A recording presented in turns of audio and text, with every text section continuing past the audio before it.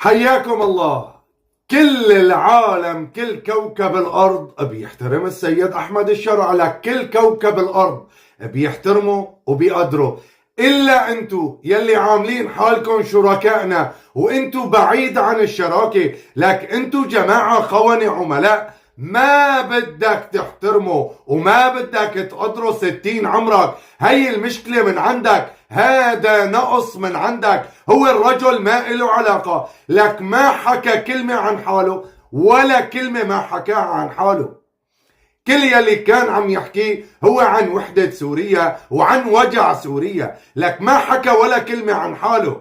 يعني طالعين مثل الأبواق، واحد بيحكي لي عن المرافقة والبادي جارد يلي كان معه، واحد بيحكي لي عن طقمه، واحد بيحكي لي عن وقفته، واحد. يا زلمة ما اتفهمكم عن جد.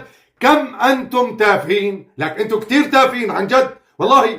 يوم بعد يوم عم تثبتونا انه انتم جماعة تافهين فارغين، ما عندكم شيء والله العظيم. لك ما عندكم شيء، ما في شيء. كل اليوم الاشياء يلي عم تطرحوها كلها تافهة ما إلها قيمة. رجل اليوم باكبر محفل دولي بالعالم، انتوا وين؟ انت وين؟ لك انت وين؟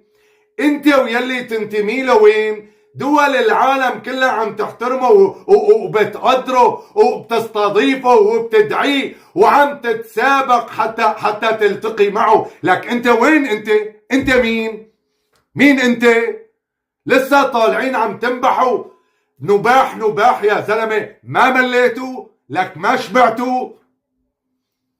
طلع احكي لك كلمة واقعية، احكي لك كلمة جوهرية، احكوا شيء عن جد يساعد هالبلد حتى تتخطى هاي الأوجاع.